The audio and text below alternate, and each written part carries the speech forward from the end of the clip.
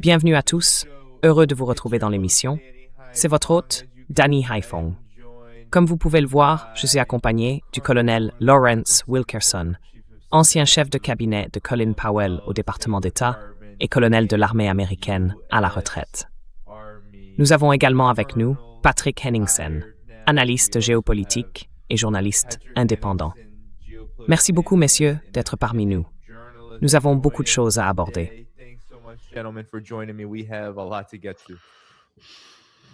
Merci, sans Denis. Oui. Bon, allons-y. Je veux commencer par les dernières nouvelles, d'accord? Les dernières nouvelles, c'est que 3 chasseurs F-15 ont été abattus au Koweït. Le CENTCOM affirme qu'il s'agit d'un tir ami des forces koweïtiennes, qui ont déclenché leur défense aérienne contre ces F-15. Tout cela s'est produit en très peu de temps.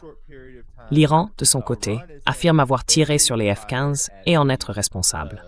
Je vais simplement passer une courte vidéo et recueillir vos réactions, surtout la vôtre, colonel Wilkerson, parce que je pense que cela s'inscrit dans un schéma que nous observons désormais dans cette guerre. Allons-y. Voici la vidéo du chasseur qui circule non seulement sur les réseaux sociaux, mais qui a aussi été confirmée par les médias occidentaux traditionnels. Alors, colonel Wilkerson, aidez-nous à comprendre ce qui a pu se passer ici. Et quelle est votre réaction générale à ce qui se déroule dans cette guerre que les États-Unis et Israël ont lancée à la fin du mois de février?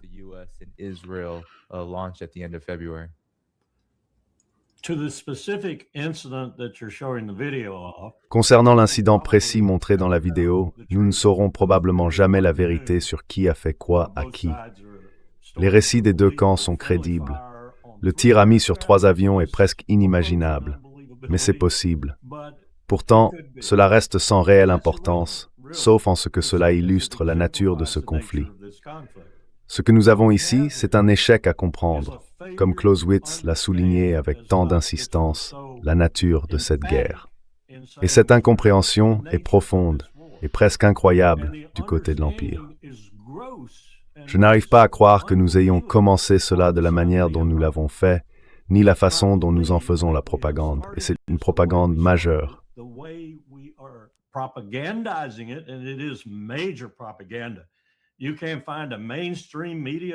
Vous ne trouverez pas une seule source médiatique grand public en Amérique, je vous mets au défi, qui ne diffuse pas la propagande de l'administration, et en fin de compte, de vous savez qui, Bibi Netanyahou et le lobby israélien.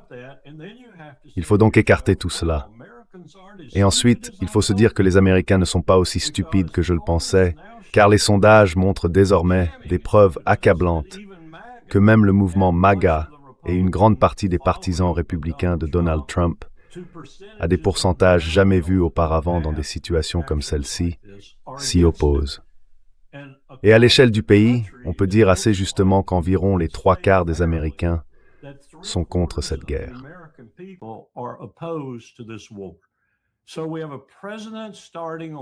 Nous avons donc un président qui engage une guerre de manière inconstitutionnelle. Il n'y a aucun doute là-dessus. Aucun doute. Absolument aucun. Oublions la loi sur les pouvoirs de guerre. Elle constituait de toute façon une atteinte à la Constitution. Revenons à la Constitution elle-même. C'est une infraction passible de destitution du plus haut degré dans laquelle Donald Trump s'est engagé. Et parlons ensuite de la nature de la guerre que Clausewitz, bien sûr, considère comme une évaluation cruciale. Du côté iranien, et c'est, je pense, le point de vue valable, ce sera une guerre très longue, et elle entraînera de nombreuses pertes que personne n'avait envisagées, en matériel, dans les économies et en vies humaines.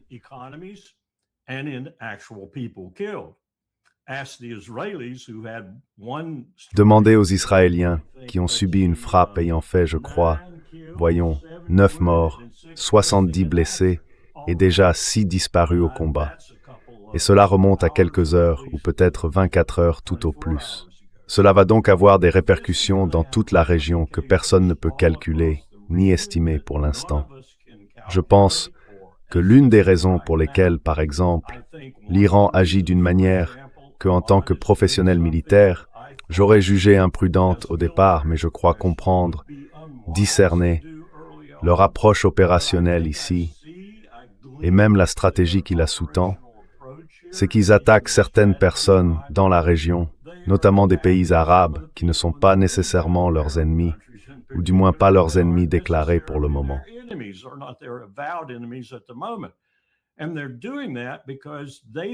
Et ils font cela parce qu'ils veulent faire descendre les gens dans la rue, comme ce qui s'est passé de manière si frappante à Bahreïn, pour acclamer lorsqu'ils attaquent. Et c'est exactement ce qu'ils obtiennent.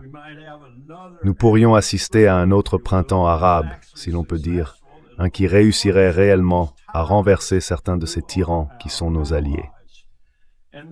Et puis, la dernière chose que je dirais à propos de la nature de la guerre, qui me semble essentielle ici, l'Empire ne peut tout simplement pas supporter cela.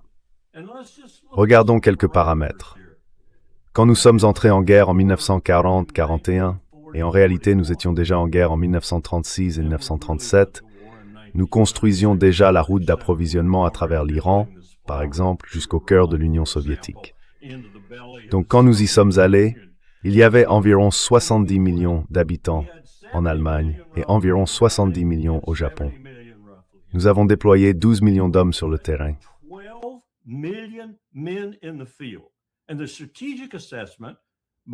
Et l'évaluation stratégique de l'amiral King et de George Marshall était que cela ne suffisait pas pour affronter le nombre de divisions allemandes.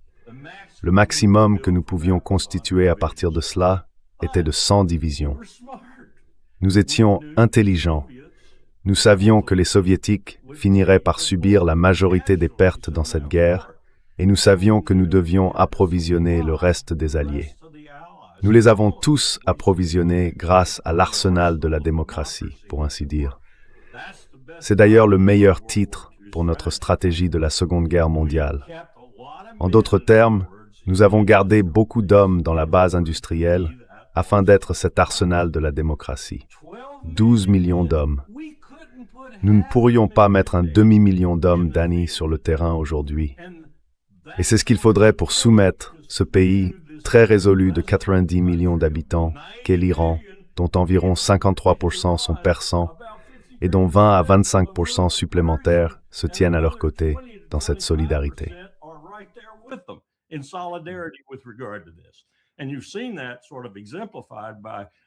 Et vous avez vu cela illustré par, je n'en revenais pas, des médias traditionnels montrant des photos des gens qui protestaient contre le régime, puis juste un bref aperçu des gens qui protestaient contre la mort de Khomeini.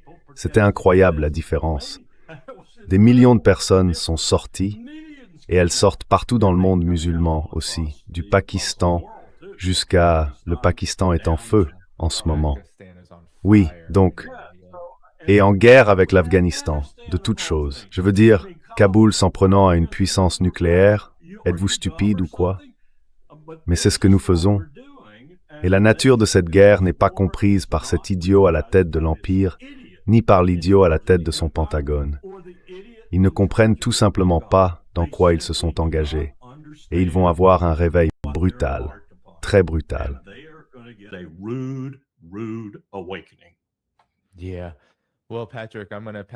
Oui. Eh bien, Patrick, je vais te passer la parole. Et pendant que je le fais, je vais diffuser davantage d'images de ce qui s'est passé avec ces chasseurs F-15 abattus. Quand j'ai entendu ça, Patrick, je me suis dit que, quelle que soit l'explication, c'est une scène incroyablement humiliante. Même l'explication donnée par le CENTCOM est humiliante, étant donné que c'est la réaction de l'Iran qui a provoqué cette panique. Et bien sûr, tous les problèmes militaires que nous voyons apparaître dans les médias grand public. Mais toi, qu'en penses-tu? Quelle est ton évaluation?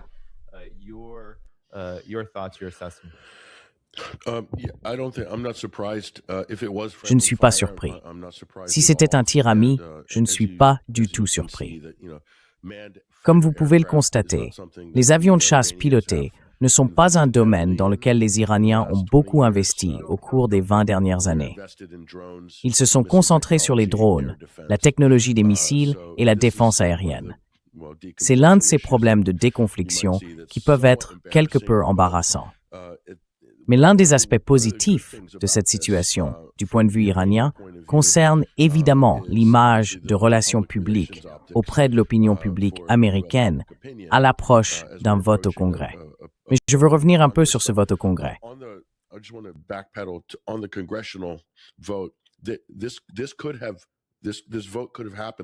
Ce vote aurait pu avoir lieu la semaine dernière. Ro Khanna et Thomas Massie avaient déjà tout préparé. Et c'est des gens comme Chuck Schumer, le sénateur démocrate, qui ont dit « Oh oui, bien sûr, nous voulons voter là-dessus. Mais faisons-le plus tard, faisons-le dans une semaine. » Il est donc clair que Chuck Schumer et d'autres savaient que cette guerre se déroulait pendant le week-end et ils ont choisi de traîner les pieds sur cette initiative. Et c'est quelque chose que le peuple américain et le monde devraient savoir, que tous ces sénateurs et membres du Congrès, achetés et payés par le lobby israélien, interviennent dans notre procédure constitutionnelle au nom d'une entité étrangère.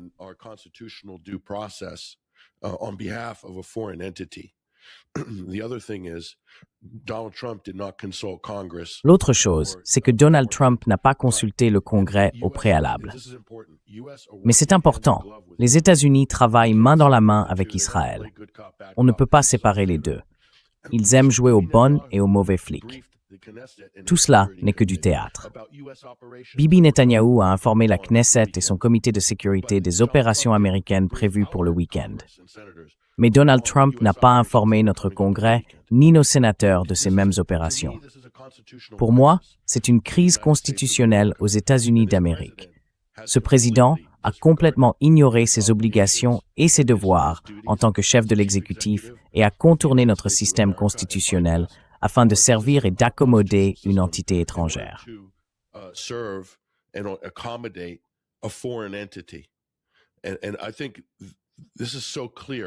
Et je pense, c'est tellement évident. C'est embarrassant à un certain niveau, mais à un autre, ça devrait vraiment choquer les gens. Et puis, l'attitude désinvolte de Trump et de personnes comme Lindsey Graham qui agitent simplement la main à propos de soldats américains tués, comme si, eh bien, ça arrive et il y en aura d'autres. Mais, vous savez, c'est un combat qui vaut la peine d'être mené. Et ensuite, Pete Hegseth se présente devant la presse en disant que nous n'avons pas commencé cette guerre, mais que nous allons la terminer. Non. Les États-Unis ont bien commencé cette guerre.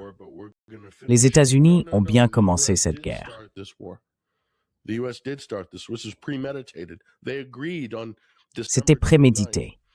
Ils se sont mis d'accord le 29 décembre à Mar-a-Lago sur la date de cette attaque. Elle a peut-être été retardée d'une semaine, de quelques jours ou peu importe, mais elle était déjà préméditée. Ainsi, toute la façade des négociations de paix ou des négociations nucléaires n'était, encore une fois, qu'une ruse, utilisée pour couvrir une attaque surprise. C'est ainsi que les États-Unis mènent leurs affaires dans le monde. Et c'est ce qu'ils projettent auprès des autres superpuissances, comme la Chine, la Russie, l'Inde et tous les autres. Les États-Unis ont en quelque sorte, sans le vouloir, averti le monde qu'ils sont un acteur rebelle dans le système international. Nous n'avons même pas besoin de commenter Israël. Tout le monde sait à quoi on a affaire là-bas.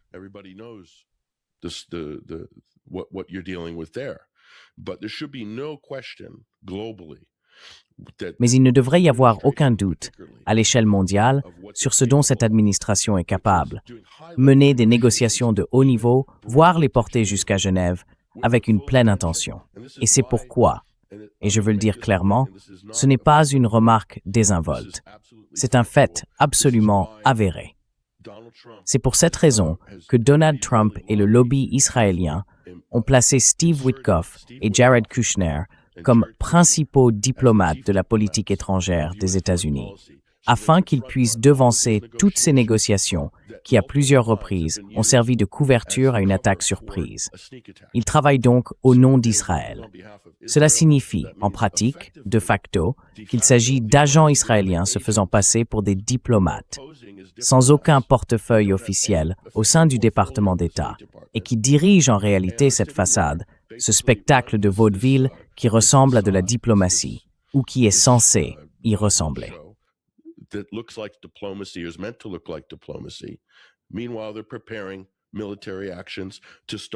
Pendant ce temps, ils préparent des actions militaires pour déclencher une guerre d'agression non déclarée et non provoquée. Pas une seule fois. Ils l'ont fait 2 fois. Ils l'ont fait, si je compte les négociations Nasrallah-Hezbollah, ou les négociations avec le Hamas, ou les 2 fois où ils ont fait cela en Ukraine. Nous en sommes à 5 attaques surprises en 12 mois. Excusez-moi? Je veux dire, cela défie toute analyse à ce stade. Nous avons affaire à une bande criminelle qui a usurpé la Maison-Blanche, et ils ne travaillent pas pour le peuple américain ni pour les États-Unis d'Amérique. Ils travaillent exclusivement au service d'une entité étrangère. Je veux dire, il n'y a plus moyen de le nier à ce stade. C'est toute la preuve dont nous aurions jamais eu besoin. Ils l'ont refait. Et je ne sais plus à ce stade.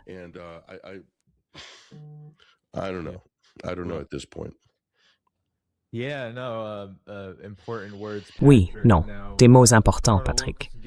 Maintenant, colonel Wilkerson, étant donné ce que dit Patrick, je veux simplement montrer quelques chiffres concernant les pertes du côté américain.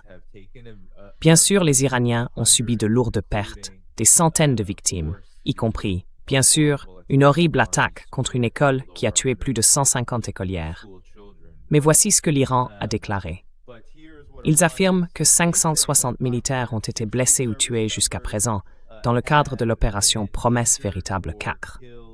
Cela vient directement du CGRI lui-même.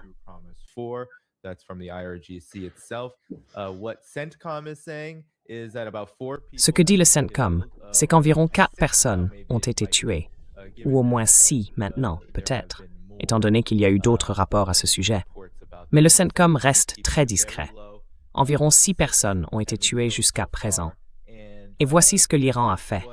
Voici tous les endroits qu'il a frappés. Bases militaires, navales, aériennes américaines, etc. Alors, colonel Wilkerson, qu'en pensez-vous? Je veux dire, Donald Trump a déclaré qu'il y aurait la garantie que davantage d'Américains mourront. Pete Hegseth vient de le dire aussi. Comment réagissez-vous à une telle déclaration?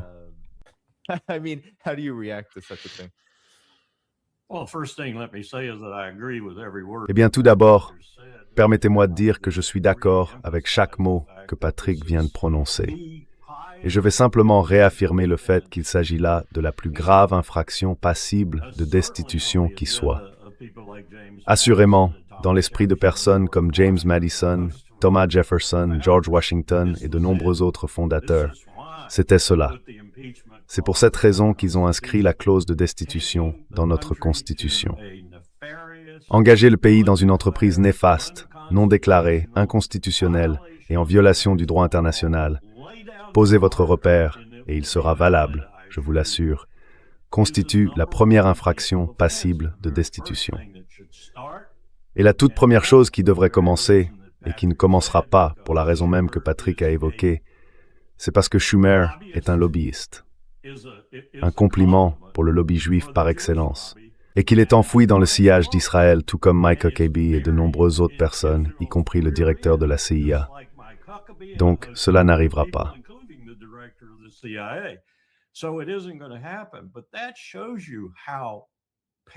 Mais cela montre à quel point notre situation est périlleuse en ce moment. Pour rester, ne serait-ce qu'un tant soit peu, une république fédérale démocratique, ou plutôt une république fédérale avec des aspects démocratiques. Nous sommes en train de disparaître, et compter des haricots dans un champ, des cibles atteintes, et d'autres choses tactiques de ce genre ne sont vraiment pas ce qui devrait se passer en ce moment. Ce qui devrait se passer, c'est une évaluation fondamentale de cette entreprise dans laquelle nous nous sommes engagés et qui n'a aucun aboutissement, absolument aucun, sinon la catastrophe. Et je ne parle pas seulement du côté des États-Unis, je parle aussi du côté des acteurs régionaux, dont l'Iran en particulier. Beaucoup de gens vont mourir en Iran, mais ils sont résolus au point que cela va être long et sanglant. Et même si Trump disait « arrêtons », il ne le ferait probablement pas.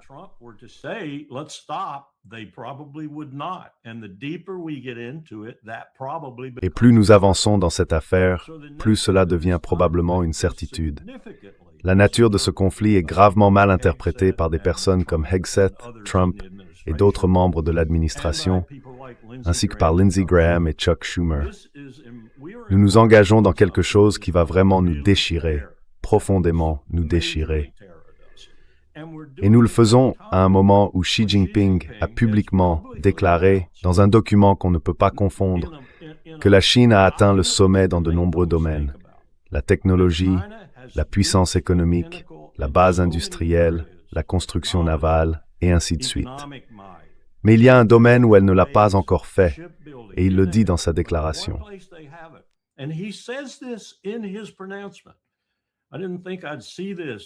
Je ne pensais pas voir cela se produire sous Xi Jinping. Je croyais que Deng Xiaoping avait encore assez d'influence pour l'en empêcher, si l'on peut dire, mais il l'a fait. La seule chose qui leur manque, c'est le contrôle de l'empire financier international. Ils vont donc passer à l'action, et ce sera un succès, je vous le garantis, pour remplacer le dollar par le renminbi. C'est une démarche majeure pour eux, car ils comprennent, de manière viscérale, ce que cela implique pour une puissance. Cela commence vraiment à la corrompre, comme vous l'avez vu chez nous, parce qu'on peut faire des dépenses déficitaires à outrance, puisque c'est votre monnaie qui sert de référence à ces dépenses, vente de pétrole, et ainsi de suite. Et l'Arabie saoudite, en ce moment, est sur le point de conclure un accord avec Xi Jinping.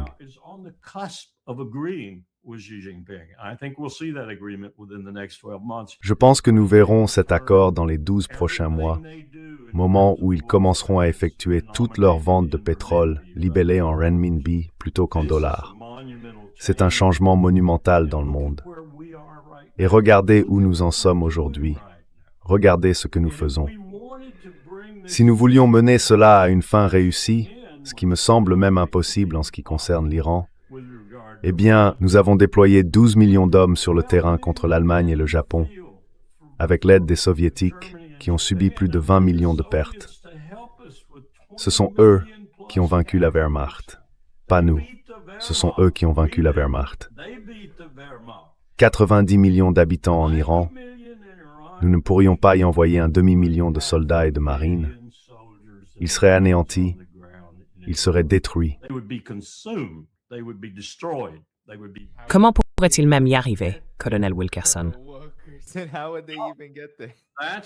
Comment pourrait-il même y arriver? C'est possible. On pourrait les y amener, car il y a suffisamment de navires amphibies pour lancer une attaque sur la côte iranienne, même si cela entraînerait probablement de lourdes pertes. Mais malgré tout, on pourrait peut-être débarquer 250 000 d'hommes. Ils seraient submergés, ils seraient encerclés. Alors, que va-t-on faire? C'est bien là le drame. Et les révoltes aux États-Unis seraient incroyables. Les pertes humaines qui en résulteraient. Réfléchissons un peu. S'il essayait de mettre en place une conscription, la moitié de la jeunesse américaine serait au Mexique et l'autre moitié au Canada du jour au lendemain. Il n'y a aucune chance que nous ayons une conscription réussie. Peu importe à quel point elle serait draconienne. Il pourrait envoyer l'ICE. J'aimerais qu'il disparaisse. Il disparaîtrait très vite. On ne peut pas imaginer à quel point il a mis ce pays en danger, constitutionnellement, intérieurement et internationalement à l'échelle mondiale. Patrick a tout à fait raison. Nous n'avons plus aucune réputation. Nous n'avons plus rien. Tout est en lambeaux. Si j'étais Poutine, je me tournerais vers Witkoff et Kushner et je dirais « Envoyés spéciaux, sortez de mon pays, sortez de ma vue et ne revenez pas. »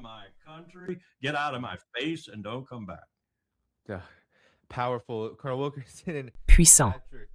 Le colonel Wilkerson et Patrick, le colonel Wilkerson a dit que ce serait une guerre longue.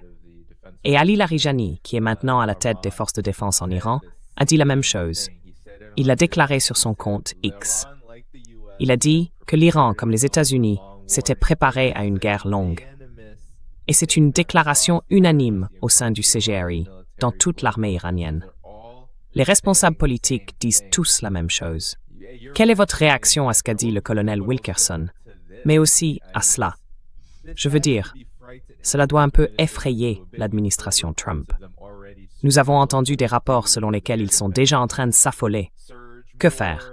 Renforcer les défenses aériennes, envoyer plus de troupes, plus d'équipements si nous en avons, ou au contraire, ils sont dans une impasse ici, Patrick. Oh, désolé, attendez. Voilà. Patrick, je ne sais pas pourquoi je ne vous entends pas. Vous n'êtes pas en soaked-in.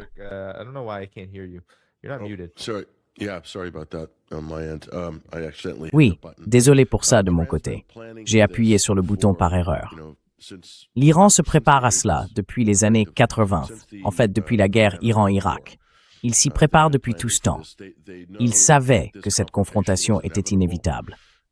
Et donc, avec les maigres ressources dont il dispose, notre gouvernement parle comme si chaque centime de l'économie politique iranienne était consacré aux missiles et aux drones. C'est tout simplement absurde. Je veux dire, ils travaillent littéralement avec des budgets dérisoires. Mais ce qu'ils parviennent à accomplir avec ces budgets relativement modestes et limités pour leur défense est assez incroyable.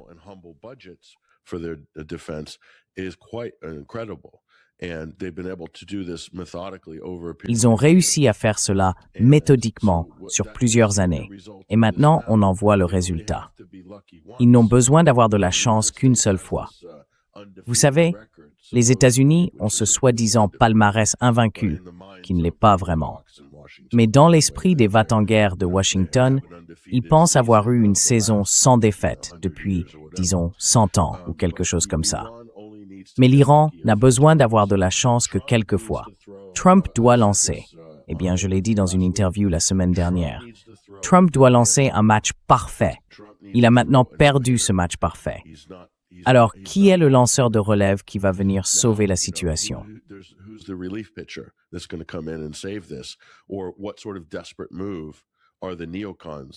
Quel genre de manœuvre désespérée les néoconservateurs ou le lobby sioniste, si l'on veut, vont-ils tenter si les États-Unis commencent à subir trop de pertes, trop de victimes? Ce que Trump a fait revient en fait à sacrifier. Il sacrifie potentiellement la présence militaire américaine autour du golfe Persique. Il s'agit d'une fortification que les États-Unis ont construite au fil de nombreuses décennies, en réalité.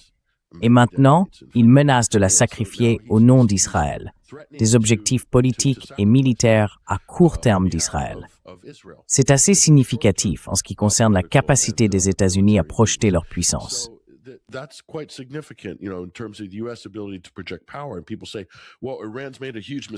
Et les gens disent, eh bien l'Iran a commis une énorme erreur car il a frappé des cibles dans les États du Golfe au lieu de les rallier à sa cause. Les États arabes du Golfe s'y opposent désormais. Donc c'était un mauvais choix de la part de l'Iran. Non, je pense que c'était un geste très habile, calculé et délibéré de la part des Iraniens, car ils agissent comme une puissance normative. Et si l'on étudie les relations internationales, ce que personne dans l'administration Trump n'a fait, et si c'est le cas, je n'en vois aucune preuve. On comprend qu'une puissance normative, comme la Chine, la Russie, les États-Unis d'autrefois ou d'autres pays importants, cherche à imposer un coût à ses voisins lorsqu'ils agissent comme accessoires ou complices d'une autre puissance.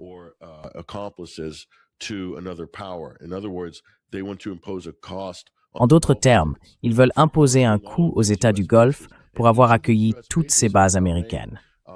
Chacune de ces bases, à Bahreïn, en Arabie Saoudite, au Qatar, à Oman, aux Émirats Arabes Unis et au Koweït, remplit un rôle spécifique. C'est une division du travail pour l'armée américaine, et chacune d'elles, d'une manière ou d'une autre, joue un rôle essentiel. À présent, tout cela est remis en question, et je pense que chacun de ces pays se demande, voulons-nous être en guerre permanente avec l'Iran simplement pour que les États-Unis puissent soi-disant nous défendre? En réalité, c'est leur argument de vente. Nous allons assurer votre défense.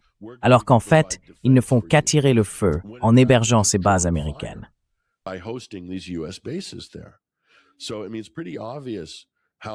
Donc, je veux dire, c'est assez évident de voir comment les choses tournent réellement.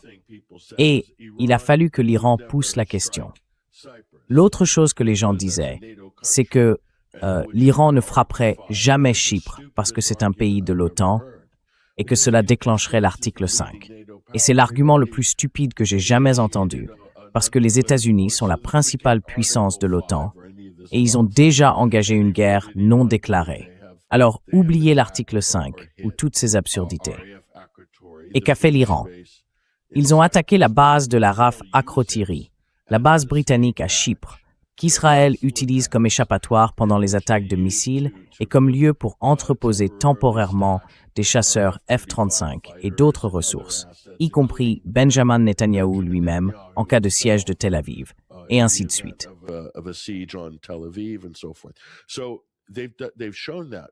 Ils l'ont donc démontré. Que vont faire les pays européens? Ils ne vont rien faire. Ils ne vont rien faire. Pourquoi? Pour la simple raison que les États-Unis et Israël ont déclenché cette guerre. Ils ont attiré le feu sur Chypre. Chypre est d'une importance capitale pour le GCHQ et la NSA en tant que station de relais. Cette base à Chypre est absolument essentielle.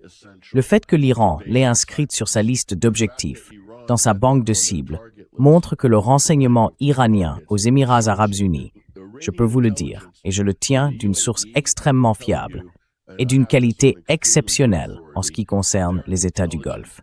Ils savent où se trouve chaque chose.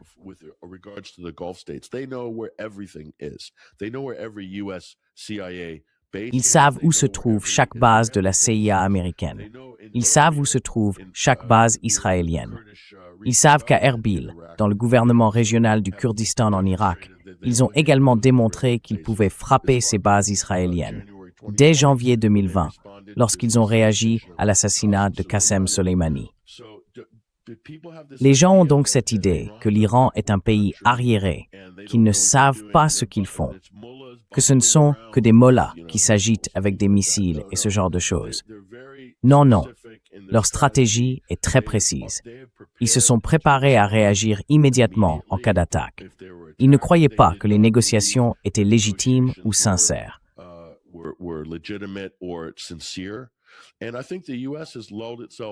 je pense que les États-Unis se sont, sur le plan institutionnel, endormis dans une certaine complaisance depuis la période de la guerre en Irak et celle de la guerre en Afghanistan. Ils ont reconfiguré l'ensemble de leur armée autour d'un certain type de profil de mission. Douglas McGregor l'a déjà dit, je crois que c'était cet été. Il a affirmé que les forces américaines actuelles comptent à peine un peu plus de 400 000 ou 420 000 soldats, et que parmi eux, seuls environ 120 000 à 150 000 sont réellement prêts au combat. Il l'a répété à plusieurs reprises lors d'entretiens. Donc, s'il s'agit de déployer des troupes au sol ou de créer un levier de cette manière, on parle de quoi? Peut-être 120 000 soldats potentiellement prêts au combat.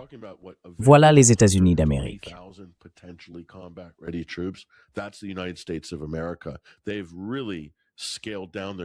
Ils ont vraiment réduit leurs capacités au cours des 2 dernières décennies et se sont totalement reposés sur cette dissuasion écrasante. Et tout le profil de défense d'Israël repose sur une dissuasion écrasante. Ils ne pouvaient pas imaginer que quelqu'un aurait l'audace d'attaquer le territoire national israélien, ni que quiconque oserait frapper les bases américaines dans la région. Et l'Iran a fait ces 2 choses, non pas une, mais 2 fois. À présent, dans cette phase, ils misent simplement sur l'idée que l'Iran va manquer de missiles, qu'il va manquer de drones. Je ne prendrai pas ce pari. Mais avec les États-Unis, on peut plus ou moins calculer ce qu'ils possèdent en matière de munitions antiaériennes ou antimissiles, ainsi que ce qu'ils ont en termes de munitions et de capacités offensives.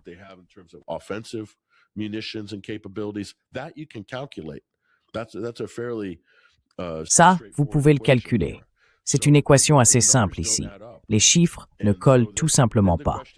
Alors la question est, quel est l'avantage de cette attaque? Pour l'administration Trump, pour l'Amérique. À court terme ou autrement, quel est l'avantage? Aucun des commentateurs intelligents que vous invitez dans votre émission, ni ceux des autres podcasts, ni le juge Knapp, personne n'a pu identifier l'avantage de cette attaque. Alors, que font-ils à Washington? Qui dirige les opérations? Eh bien, nous avons déjà répondu à cette question. Donc maintenant, vous êtes dans un trou. Que comptez-vous faire dans ce trou? Allez-vous vous laisser aller au désespoir?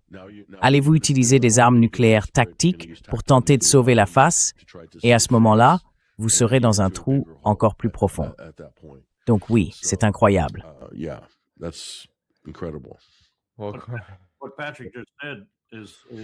Ce que Patrick vient de dire est l'aspect le plus effrayant pour moi, parce que j'ai mis la main sur une transcription. Il parlait en hébreu, bien sûr, mais je fais confiance à la traduction. Je ne parle pas hébreu. Il s'agissait de ses remarques, non seulement devant la Knesset, mais aussi, auparavant, devant les membres de son cabinet, pour ainsi dire. Et l'une des choses qu'il a dites en hébreu à la fin, et quand il parle en hébreu, il s'adresse expressément, s'il peut en préserver le secret, à son public en Israël, pas aux États-Unis. Quand il parle en anglais, bien sûr, il s'adresse au Congrès américain, à tout le monde en Amérique, et ainsi de suite. Il est très habile de cette manière.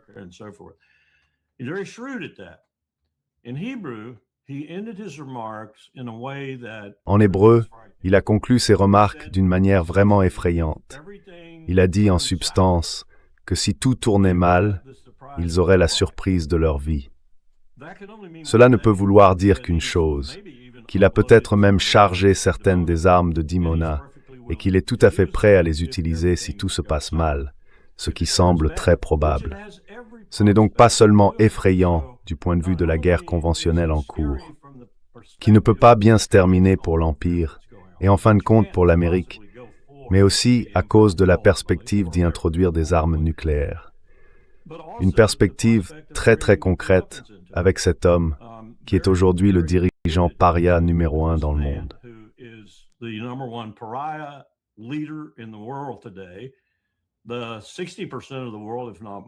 60% du monde, voire plus, cela fait beaucoup de gens, se rendent compte que c'est un maniaque homicide. Et l'une des choses dont Patrick parlait à l'instant a ravivé le souvenir d'un briefing il y a 3 jours. Naftali Bennett ne parlait pas en l'air lorsqu'il a dit que la Turquie était la prochaine cible. L'une des raisons pour lesquelles Israël mène certaines actions à Chypre et dans le sud de la Grèce, qui n'ont rien à voir avec ce que Patrick énumérait, tout cela était exact. Mais il s'agit d'une opération totalement distincte. C'est qu'ils essaient de déstabiliser la Turquie, et ils vont utiliser Chypre pour le faire, car c'est leur prochaine cible.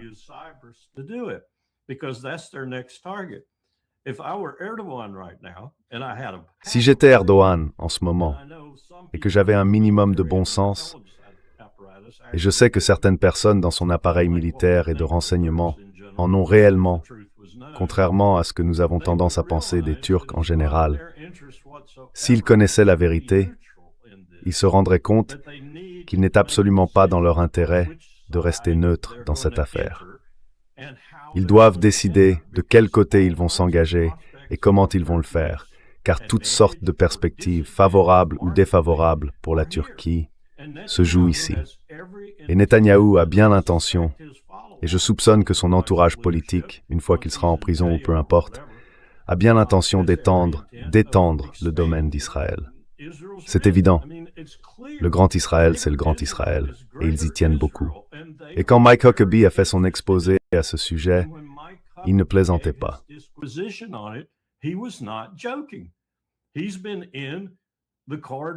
Il a été en Israël, dans les couloirs du pouvoir, pour ainsi dire, à Jérusalem et à Tel Aviv, et il sait ce que les Israéliens préparent. Certaines personnes doivent se réveiller ici, notamment la Grèce, Chypre, la Turquie et d'autres pays qui vont être touchés, car ils le seront, peut-être de manière très significative. Tout cela a donc toutes sortes de ramifications. Voici ce qu'a dit Haaretz en un mot. J'ai été surpris de voir cela, mais même Haaretz m'a déçu dernièrement, parce qu'ils ont tellement de neutralité, si l'on peut dire, et leur neutralité consiste à mentir. Ils ont appelé cela une guerre sans fin. Bingo, bingo. Et les guerres sans fin ont tendance à entraîner en elles toutes sortes d'autres antagonistes, protagonistes, peu importe.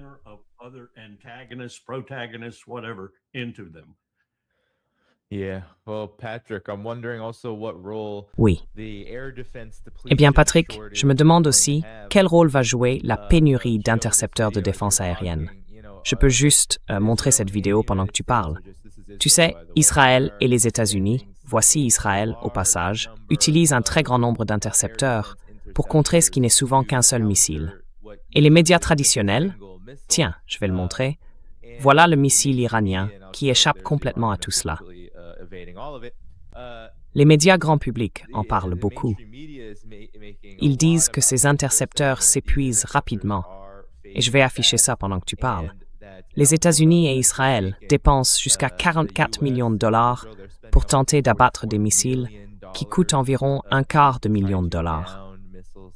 Donc c'est un problème majeur. Mais ta réaction à ce qu'a dit le colonel Wilkerson, ainsi qu'à cela. Et je vais afficher certains des avertissements que j'ai vus à ce sujet. Attends une seconde. D'accord, désolé. Hold on one second. Okay, sorry. Les déclarations de l'Iran paraissent très assurées quant à leur avantage à mesure que le conflit se prolonge. Et cette assurance n'est pas qu'une simple bravade creuse. Ce n'est pas du tout le style de Baghdad Bob. Ils ont de bonnes raisons d'y croire. J'en sais un peu à ce sujet, car j'étais à Téhéran il y a 2 ou 3 semaines et j'ai parlé à quelqu'un qui est général dans le programme de missiles. Je m'arrêterai là. Mais les missiles que nous avons vus lancer en juin dernier, il est important de le souligner, les plus récents que vous avez vus alors, pendant l'opération True Promise 3, avaient déjà 6 ou 7 ans.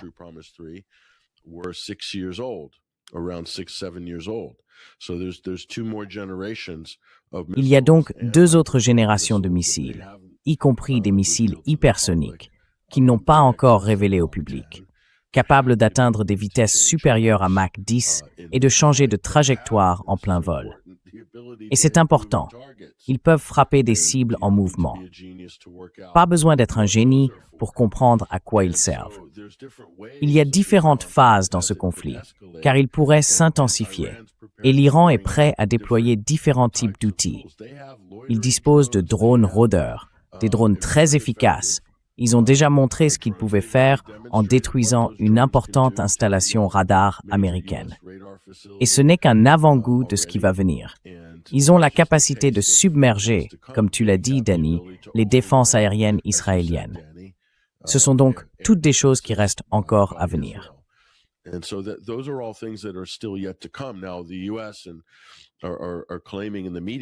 À présent, les États-Unis affirment dans les médias qu'ils ont détruit toute cette capacité, que l'Iran n'a plus vraiment rien, qu'ils ont tout anéanti en 24 heures. J'ai du mal à y croire, compte tenu de la taille du pays et de la profondeur stratégique dont dispose l'Iran. L'immensité du territoire est comparable à celle de l'Europe continentale. Ils peuvent donc dévoiler et déployer certaines de ces capacités au fil du temps. Et puis, il y a un autre aspect. Lorsque les missiles hypersoniques commencent à arriver et que les défenses aériennes sont épuisées, ils disposent de missiles plus grands, l'équivalent de Scud avancés, avec d'énormes charges explosives. Ce sont de gros missiles lourds, capables de causer des dégâts considérables une fois les défenses israéliennes affaiblies.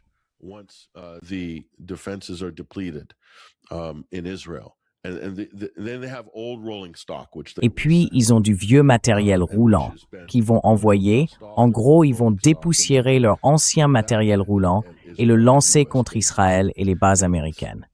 Et vous savez, vous avez déjà vu une partie des dégâts au cours des dernières 12 heures. Je veux dire, c'est déjà important en Israël. Ce niveau de dégâts, et plus encore, c'est ce à quoi on peut s'attendre, plus cette situation dure. C'est pour ça qu'ils sont confiants. C'est pour ça vous savez, il n'y a aucune menace d'une invasion terrestre par les États-Unis ou Israël. Peut-être des forces spéciales menant du sabotage. Je suis sûr que les Britanniques ou le SAS seront déployés pour faire exploser des choses derrière les lignes, comme ils le font habituellement. Et les États-Unis le feront, Israël le fera, mais ce ne sera pas suffisant. Oui, colonel Wilkerson, la même question pour vous. Et tout ce que vous souhaitez ajouter à ce sujet? Eh bien, pour revenir au dernier point de Patrick, je comprends que les hélicoptères que je viens de recevoir étaient spécifiquement destinés à s'occuper du SAS, et je n'en doute pas une seconde.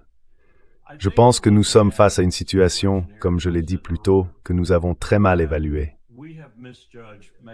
Et je crois que ce dont Patrick parlait fait partie de ce que nous avons mal jugé. Les Iraniens sont vraiment habiles dans la manière dont ils utilisent leurs missiles et leurs drones.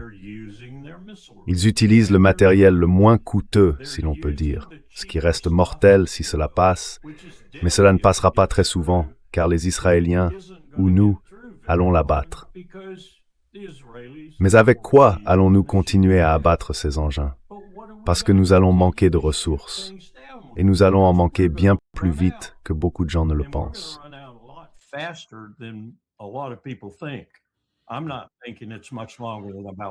Je ne pense pas que ça dure beaucoup plus de 4 jours. Ensuite, ils vont utiliser leurs meilleures armes, et cela passera sans aucune inhibition. Cela va dévaster des cibles en Israël, qui est en réalité une toute petite enclave. Je pense que les Iraniens font preuve de discernement, comme ils l'ont toujours fait, surtout lorsqu'ils frappent avec leur cadence de missiles, et qu'ils évitent de viser des cibles civiles. Contrairement à Netanyahou, qui adore tuer des civils, ils se délectent de tuer des civils. Ils vont, pour ainsi dire, lever cette retenue et commencer à frapper tout en Israël, y compris les civils. Ils en ont déjà tué quelques-uns. Je pense qu'ils vont en tuer beaucoup plus.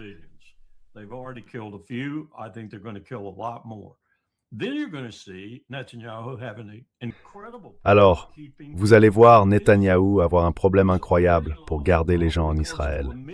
Il a déjà probablement perdu près d'1 million des habitants juifs d'Israël. Et il va en perdre beaucoup d'autres. Parce qu'en gros, ce ne sera plus du tout un refuge sûr pour eux. Et il n'y aura plus non plus de perspective que cela redevienne un refuge sûr. Il a donc un problème énorme. Cela me ramène à cette proposition qu'il aurait formulée, apparemment en hébreu, selon laquelle il possédait l'arme ultime dans son arsenal. C'était clairement l'insinuation, ce qui est extrêmement inquiétant. Car s'il y a un endroit sur la surface de la Terre, et il y en a plusieurs en ce moment, y compris le Pakistan, qui pourrait utiliser une arme nucléaire dans un avenir proche, c'est Israël, avant tout.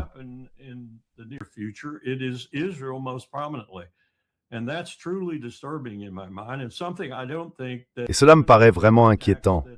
Et je ne pense pas que, même avec les contacts que Trump a, la plupart d'entre eux enfouis dans son arrière-train ou le sien dans le leur en Israël, on le tienne informé de cela. Je ne crois pas qu'il comprenne qu'il s'est engagé sur une voie qui pourrait très bien mener à l'utilisation d'une arme nucléaire, ou 2 ou 3.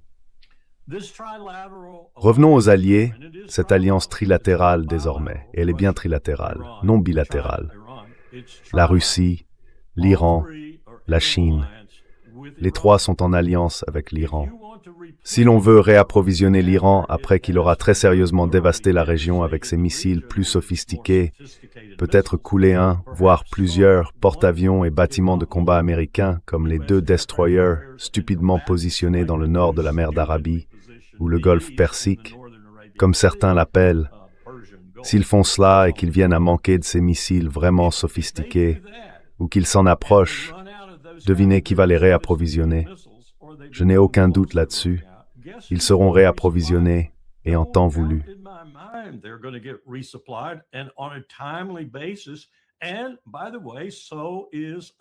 Et d'ailleurs, c'est aussi le cas d'Al-Ansar, les Houthis au Yémen, qui vont de nouveau fermer la mer Rouge, du moins pour le trafic à destination d'Israël ou de ses intérêts.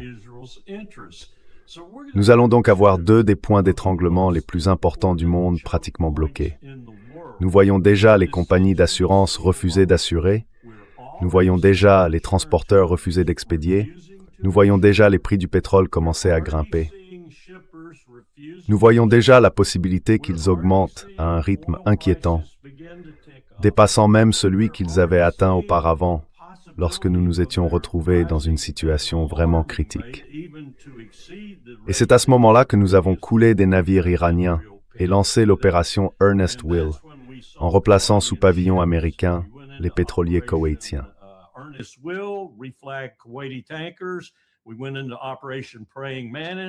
Nous avons mené l'opération Praying Mantis et coulé un navire de guerre iranien, et nous allions couler le second jusqu'à ce que Ronald Reagan nous ordonne d'arrêter. L'Iran d'aujourd'hui est différent, et s'ils veulent fermer le détroit, ils peuvent le fermer. Et s'ils veulent que les Houthis ferment la mer Rouge, ils peuvent fermer la mer Rouge. Nous avons déjà dépensé des milliards de dollars pour tenter d'inverser cela lors d'une opération précédente.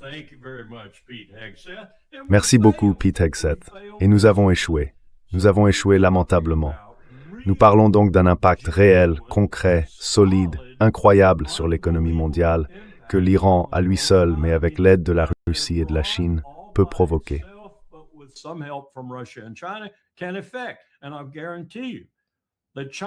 Et je vous garantis que la Chine, qui obtient un pourcentage du pétrole transitant par le détroit, et ce n'est pas le pourcentage que quelqu'un mentionnait hier à la télévision, elle est loin d'en recevoir 40%. Mais elle en obtient, d'après les experts du pétrole à qui j'en ai parlé hier soir, environ 20% provenant d'Irak. La Chine est probablement le principal acheteur de l'Irak. Ils ne vont pas laisser cela être interrompu. L'Inde en reçoit également une quantité importante. Alors voulez-vous voir l'Inde soudainement basculer de l'autre côté, pour ainsi dire? C'est tragique, ce que nous faisons. C'est vraiment tragique. Les conséquences risquent d'être bien plus vastes, tout comme la guerre, et nous en portons la responsabilité. Nous en portons la responsabilité. Donald Trump en est responsable. Donald Trump is responsible. Oui, et Patrick, le colonel Wilkerson, a mentionné l'Arabie saoudite tout à l'heure. Et je me suis dit que l'Iran frappait déjà. Ils frappent légèrement. Ils n'ont pas encore détruit les installations pétrolières saoudiennes, mais ils les ont touchées, et cela provoque déjà une flambée des prix du pétrole. Oui, et je vais afficher quelques images de ce que l'Iran fait à Israël pendant que tu parles, parce qu'Israël encaisse déjà de plein fouet. Et comme tu l'as dit plus tôt, les Iraniens n'ont pas encore dévoilé ce qu'ils appellent leurs capacités les plus avancées.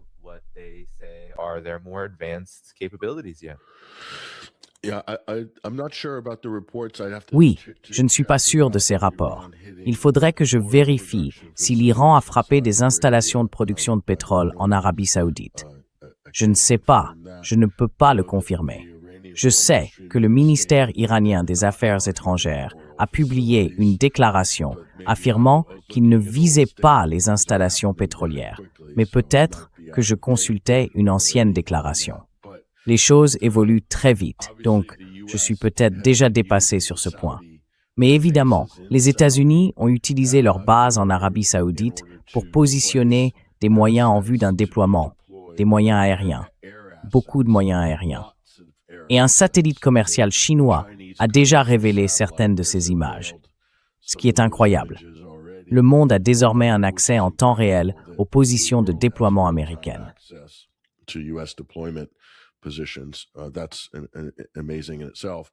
C'est déjà impressionnant en soi.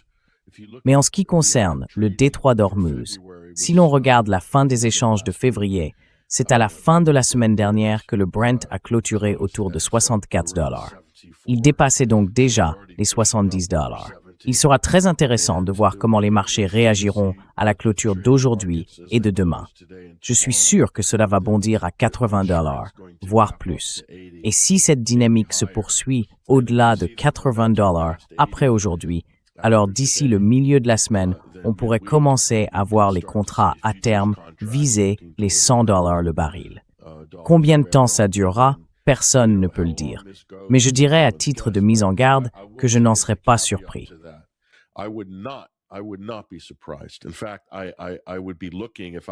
En réalité, si j'étais un enquêteur au sein du gouvernement des États-Unis, quelqu'un réellement objectif, un enquêteur anticorruption, quel que soit l'organisme qui s'en charge encore, je chercherais à savoir si tout le cercle rapproché de Trump avait parié sur une flambée des prix du pétrole. Cela inclut Howard Lutnick et tout le premier cercle. Ils auraient essentiellement misé sur des contrats à terme. Ce qu'ils ont fait sur Polymarket est répugnant. Ces derniers jours, les sommes d'argent que certaines personnes ont gagnées en empochant des profits en pariant sur l'attaque iranienne quelques heures avant qu'elle ne soit lancée sont scandaleuses. Il devrait y avoir une enquête pour fraude ou pour délit boursier sur cette organisation. Je crois, sauf erreur de ma part, que Donald Trump Jr. siège à son conseil consultatif. Je peux me tromper, mais je ne le pense pas.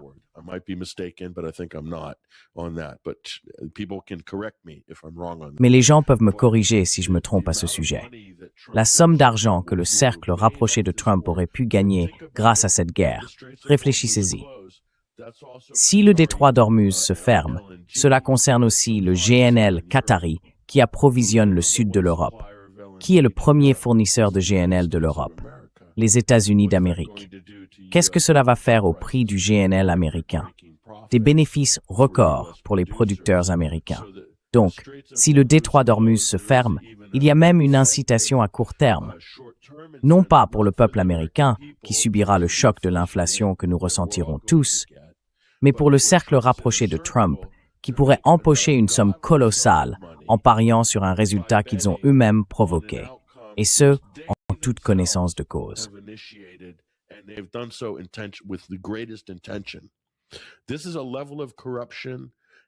C'est un niveau de corruption et de criminalité. Et je vous le dis, je serais choqué s'ils ne gagnaient pas tous de l'argent grâce à cela. Ce serait très facile à retracer et très facile pour les gens d'enquêter si c'est bien le cas. Parce que je pense que Wall Street et le cercle rapproché de Trump parient de manière institutionnelle et que les personnes qui étaient au courant à l'avance ont placé leur argent en conséquence pour tirer profit de cette crise. Et ce n'est qu'un aspect de la question. Je ne parle même pas de toutes les autres opportunités financières potentielles. C'est mauvais pour le peuple, mauvais pour nous en général, en termes d'inflation, mais bon pour le cercle rapproché de Trump. C'est un point que je voulais soulever. S'il y a des économistes spécialisés en criminalistique financière, ils pourraient très facilement commencer à recouper ces informations à travers un certain nombre de commentateurs et de sites web que nous consultons probablement tous les jours. Maintenant, une autre personne, Danny Aifong, qui va en bénéficier, ou plutôt un autre pays, c'est la Russie. On se demande quel type d'accords ont pu être conclus en coulisses avec Poutine. Oui. Eh bien, Patrick, je sais qu'il te reste environ 60 secondes avant de devoir partir. Une dernière pensée avant de t'en aller. Non. La dernière chose que je dirais, c'est que l'autre élément de désinformation et de propagande qu'ils diffusent en Occident, et parmi nos responsables politiques, consiste à prétendre que la mort de Khomeini aurait provoqué l'effondrement du système politique iranien. Je peux vous assurer que c'est tout le contraire. C'est ce que j'ai constaté il y a 3 semaines. La solidarité, la cohésion se sont renforcées. Cela va, d'une certaine manière, rassembler les modérés, voire les réformistes, avec les soi-disant durs. Cela rationalise le soutien au pays. Et quand je parle du pays, je parle de la nation iranienne. C'est une autre erreur que commettent les Américains. Ils écartent simplement l'Iran, pensant qu'il n'a ni identité nationale, ni forme républicaine de gouvernement.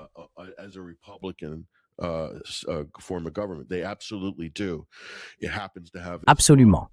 L'islam en est au centre. Et c'est un système extrêmement conservateur, socialement conservateur aussi. Donc, ils obtiennent le résultat inverse. Si le résultat escompté était que cela allait, d'une manière ou d'une autre, provoquer un effet en cascade, et que le château de cartes des Mollahs allait s'effondrer, permettant à Pahlavi d'arriver triomphalement sur un lion ou quelque chose du genre, c'est au-delà du ridicule. Si je me présentais à la présidence en Iran, j'obtiendrais plus de voix que Pahlavi. Et je ne plaisante pas.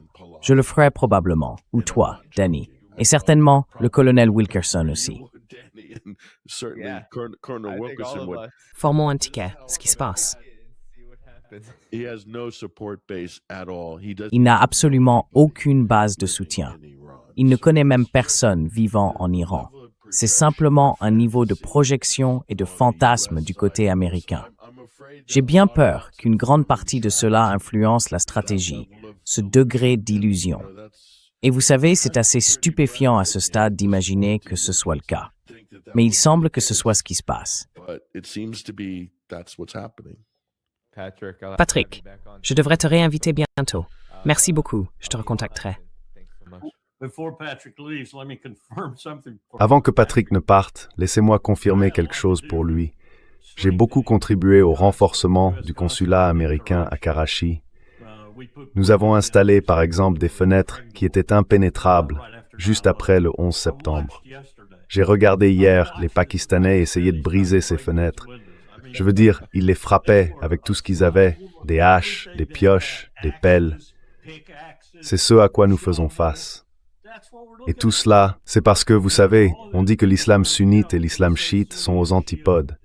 Mais ils ne sont pas si éloignés quand il s'agit d'assassiner l'un des dirigeants de telle ou telle secte ou clan. C'est ce qui se passe.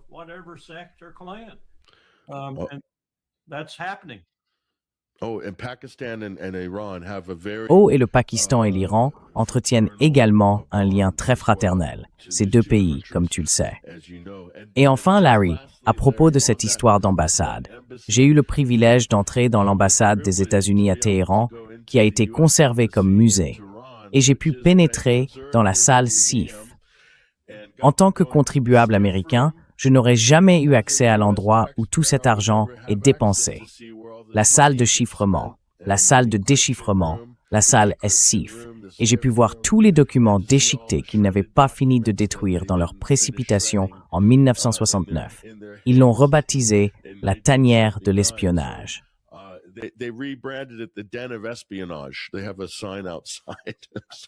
Ils ont une pancarte à l'extérieur. Oui, en tant qu'Américain, pour moi, c'était un grand privilège, car très peu d'Américains ont la chance de voir cela. Ils le peuvent s'ils vont à Téhéran, ils peuvent réellement y aller et le voir. Mais pour moi, c'était incroyable. J'ai grandi en suivant cette crise quand Jimmy Carter était président. Chaque soir, le compte à rebours, combien de jours les otages étaient détenus. C'était Ted Koppel, Dan Rather et tous ces journalistes. Donc pour moi, c'était une expérience formidable. Peut-être pas pour les néoconservateurs. Ce que je viens de dire est sans doute une hérésie, mais bon.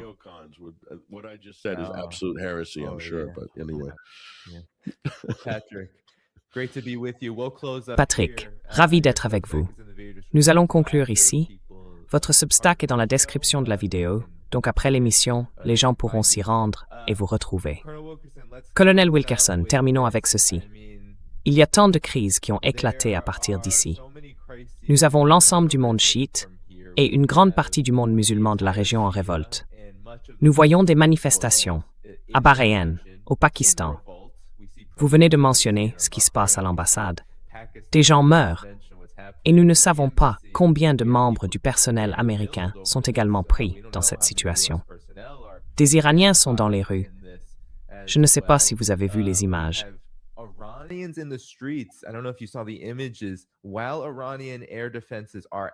Alors que les défenses aériennes iraniennes sont actives, des gens manifestent, acclament et se rassemblent dans les rues après la mort de l'ayatollah Ali Khamenei.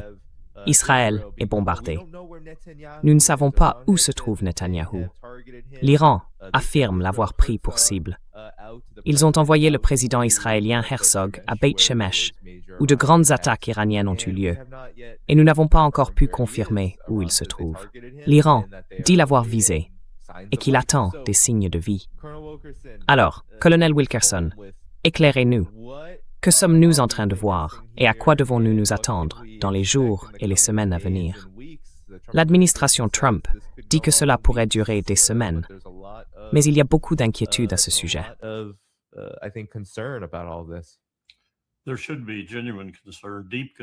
Il devrait y avoir une véritable inquiétude, une inquiétude profonde, une inquiétude grave. Cela ne peut pas durer des semaines. C'est tout simplement impossible. Pas avec la quantité de munitions larguées actuellement et peut-être encore pendant 4 ou 5 jours. Cela peut continuer de manière décousue, mais cette manière décousue sera confrontée à une intensification croissante, à une augmentation des munitions, à un accroissement du poids de ces munitions en termes de puissance explosive de l'autre côté, car les Iraniens sont bien approvisionnés et leurs alliés le sont encore mieux, et ils ne s'arrêteront pas. Je pense que des décisions ont été prises à la fois à Moscou et à Pékin, estimant qu'il s'agit d'une menace sérieuse, d'abord pour l'initiative La Ceinture et la Route de la Chine et tout ce qu'elle implique, ce qui signifie une menace grave pour l'économie chinoise, sans parler du pétrole. not to mention the oil. And Russia has determined that even though it's Et la Russie a conclu que même si elle est embourbée en Ukraine, nous sommes absolument indignes de confiance et ne sommes plus un partenaire de poids, donc c'est à elle d'en finir. Mais cela relève d'une opération terrestre. Elle dispose encore, par exemple, d'une quantité impressionnante de sous-marins, des sous-marins capables d'opérer dans la mer d'Arabie du Nord, qui est, soit dit en passant, l'un des plans d'eau les plus favorables au monde pour les opérations sous-marines. Les zones de convergence et la salinité y sont telles qu'on peut y dissimuler un sous-marin à côté d'un autre, et quelles que soient les capacités de sonar actifs ou passifs, ils ignorent même la présence l'un de l'autre.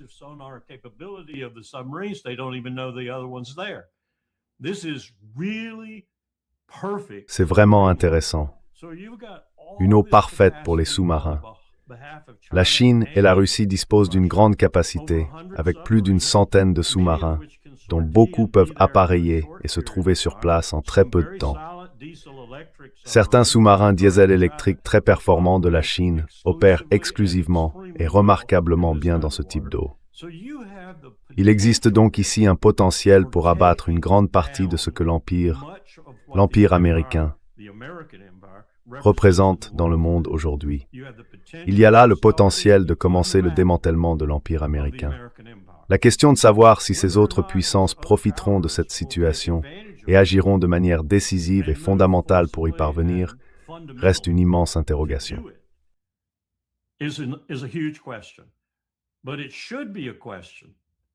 Mais cela devrait être une question qui préoccupe le président des chefs d'état-major interarmés, le général Kane, ainsi que tous les dirigeants des forces armées.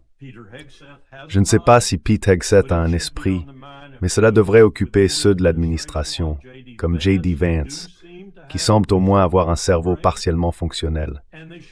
Ils devraient réfléchir sérieusement aux perspectives de voir cette situation se dénouer d'une manière très défavorable pour le pays qu'ils dirigent actuellement, car c'est une situation périlleuse. Et je pense que le plus grand problème en ce moment, c'est qu'aucun d'entre eux ne s'en rend compte.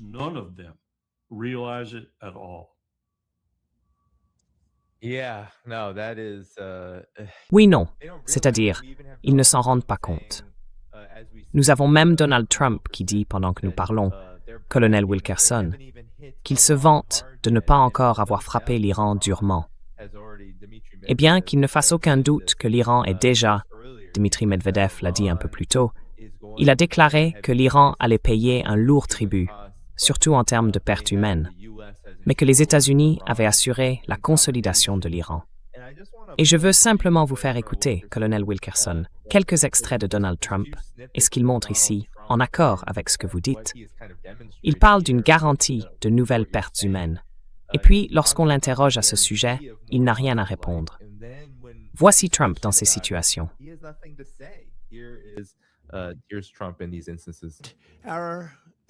Notre immense amour et notre gratitude éternelle aux familles des disparus. Et malheureusement, il y en aura probablement d'autres avant que cela ne prenne fin. C'est ainsi, il y en aura probablement d'autres.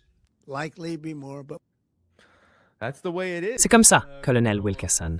Et ensuite, il est interrogé par les médias. Vous ne pourrez peut-être pas l'entendre.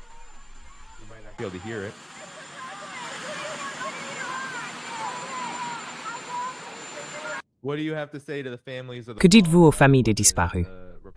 C'est ce que le journaliste essaie de demander. Vous l'entendez, et il s'en va simplement. Aucun message, colonel Wilkerson, pour les familles.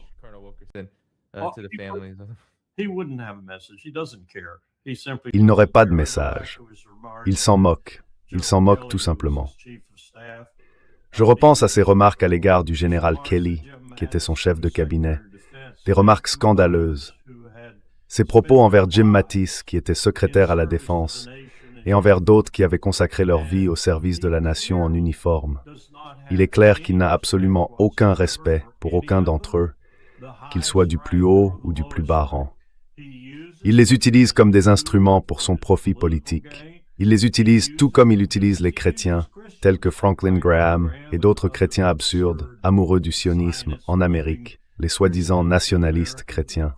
Ils les utilisent tous. Et juste pour en donner une indication, mineure, certes, mais néanmoins révélatrice.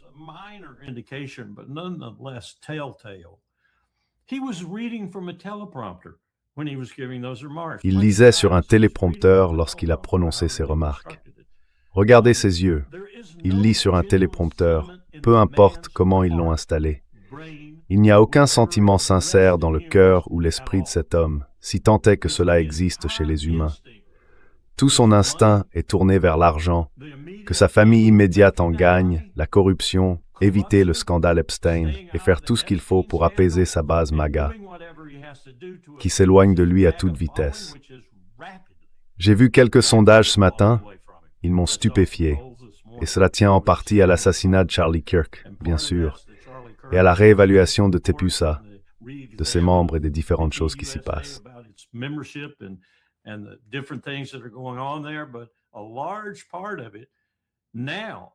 Une grande partie de cela maintenant, ce qui ronge la base MAGA, c'est le fait que, comme l'a écrit un journal ce matin, il commence à remettre en question les promesses de Trump. Plus de guerres stupides au Moyen-Orient et ce genre de choses. Et ça ne colle tout simplement pas. Le mouvement MAGA est au moins assez intelligent pour s'en rendre compte. Cela va lui coûter les élections de mi-mandat. Cela va lui faire perdre le soutien qui est le plus puissant pour lui. Et Dieu seul sait ce que cela va provoquer chez nous, sur le plan intérieur, car il ne veut absolument pas perdre cela.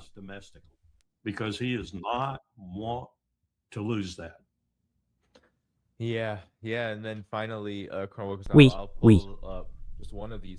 Et puis enfin, je vais afficher l'un de ces sondages publiés au cours des dernières 24 heures. Seul un quart des Américains soutient les frappes en Iran. C'est selon un sondage Reuters Ipsos.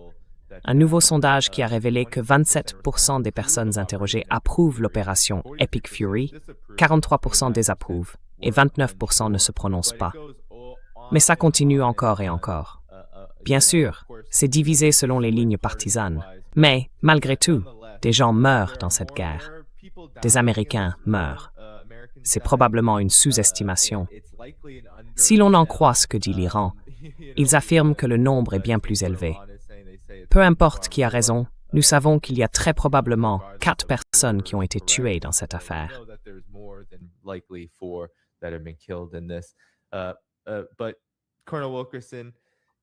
Mais colonel Wilkerson, c'est un moment assez historique, à mon avis. Il semble que l'Iran ait vraiment surpris les États-Unis et Israël par ce qu'il a réussi à faire. Prévoyez-vous, puisque les États-Unis disent, Trump dit, qu'ils vont frapper l'Iran plus durement. Mais étant donné l'orientation générale de la population, étant donné les capacités qui ne semblent pas diminuer de manière significative, malgré les attaques américaines, quel résultat voyez-vous si cela se poursuit pendant 3 ou 4 semaines? Je veux dire, c'est une période assez longue. Beaucoup de choses pourraient se produire d'ici là. Alors, concluons là-dessus.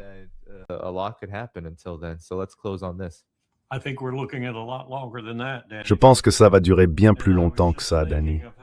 Je réfléchissais justement à quel point le titre que nous avons choisi, Fureur épique, est approprié pour cette conflagration, mais pas dans le sens où nous l'imaginons. La fureur et son caractère épique se trouvent de l'autre côté, et nous allons le payer très cher.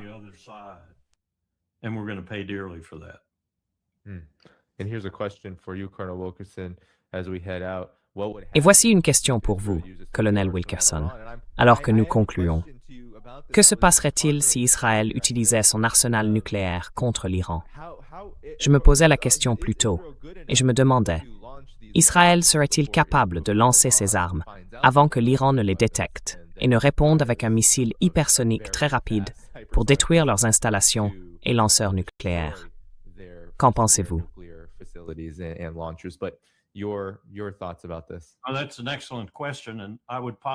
C'est une excellente question, et je le formulerai ainsi, en sachant bien que je parle un peu à l'aveugle. Mais je parle aussi d'après une certaine expérience. Par exemple, pendant la guerre de 1973, je pense que cela s'est réellement produit. Ils se préparaient à charger, et nous l'avons interdit avec les Soviétiques. Je pense que l'Iran dispose d'un très bon renseignement sur ce qui se passe à l'intérieur d'Israël. Mais, comme dans tout conflit, ce renseignement se dégrade dans une certaine mesure dès que les bombes commencent à tomber. Parfois, il s'améliore dans des domaines précis où les bombardements le permettent, et ailleurs, la situation devient très confuse, ce dernier cas étant le plus fréquent. Cela dit, je pense qu'ils auraient tout de même des informations si des bombes étaient en cours de chargement. Et oui, vous avez raison.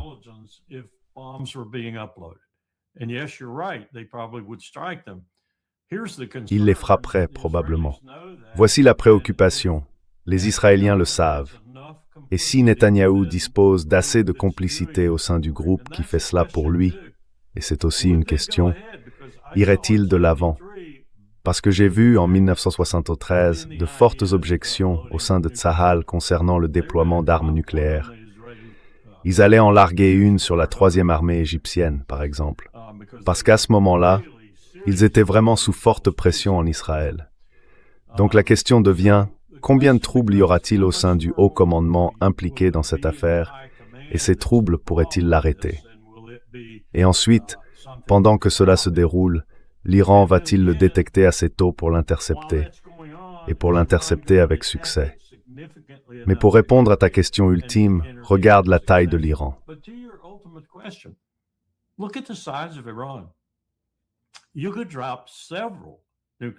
Vous pourriez larguer plusieurs armes nucléaires sur l'Iran, tuer des gens et détruire une partie des infrastructures. Mais ce qui se trouve sous terre, vous ne le détruiriez pas. Nous l'avons appris de manière très claire avec les silos soviétiques, où nous mettions jusqu'à 10 ogives sur chacun, simplement pour détruire ce petit missile au fond du silo. C'est dire à quel point il est difficile de détruire des cibles souterraines, même avec une arme nucléaire. Tout cela pour dire que les dégâts physiques infligés à l'Iran ne seraient pas si importants. Maintenant, si vous en lanciez un grand nombre, je reverrai mon jugement. Si vous en lanciez une centaine, je crois qu'ils en ont environ 202 ou 203, ce serait un peu différent. Mais cela serait détecté, comme vous l'avez dit. Vous pourriez avoir une explosion en retour en Israël. Ce n'est tout simplement pas une voie à emprunter. Et je pense que Benjamin Netanyahou est tout à fait prêt à le faire. Et c'est très très préoccupant. Oui, et ensuite, en 60 secondes ou moins pour vous, colonel Wilkerson, est-ce qu'il réserve le bon matériel pour la flotte américaine, l'Iran? Probablement.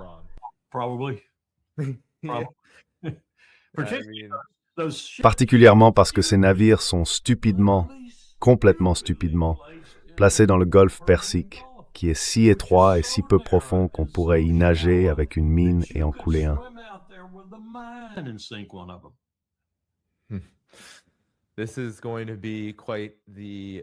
C'est un moment historique qui est en train de se dérouler.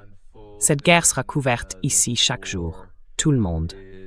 Colonel Wilkerson, merci beaucoup d'être avec moi. Nous allons partir ensemble. Merci infiniment à tous ceux qui ont envoyé un super chat ou qui sont devenus membres. C'est vraiment très apprécié. Merci beaucoup d'être venus aujourd'hui. Nous avons eu de très larges audiences pour nos invités. Alors que nous continuons à couvrir tout cela, je serai de retour demain à midi, heure de la côte Est, avec Greg Stoker, puis Loki me rejoindra ensuite. Nous aurons donc une longue émission de 2 heures demain, au cours de laquelle nous passerons en revue tout ce qui se sera passé dans les 24 prochaines heures. Colonel Wilkerson, merci beaucoup. Nous allons partir d'ici ensemble. Avant de partir, cliquez sur le bouton j'aime et n'oubliez pas de consulter tous les moyens de soutenir cette chaîne. Patreon, Substack et bien plus encore. Prends soin de toi et au revoir. Merci, Danny.